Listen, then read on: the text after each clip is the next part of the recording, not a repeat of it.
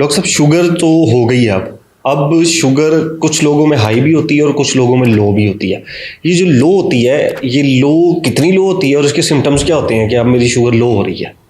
जी ज़ीशान, बड़ा ही अच्छा सवाल है। इसके लिए समझने के लिए ज़रूरी है कि शुगर लो का नंबर, कितना नंबर लो है, एक वो है, और शुगर लो की अलामत, ये दोनों अलग अलग चीज़ें हैं। प्लीज़ इसमें मैं चाहता हूँ कि लोग गलती ना खाएं।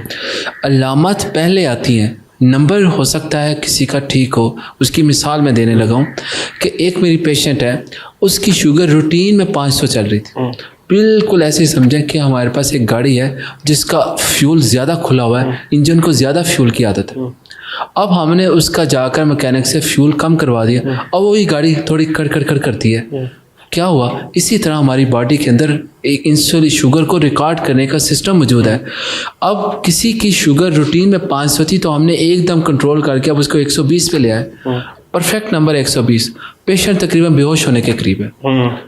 अब ये क्या बात हुई? कोई कहे ये क्या हुआ? जी इसकी जब शुगर चेक करते हैं नॉर्मल होती है, मगर मरीज़ तकरीबन जी पसीने, ठंडी तरेलियाँ, ये सारी अलामत, और फिर पहले गनूदगी और फिर बेहोशी।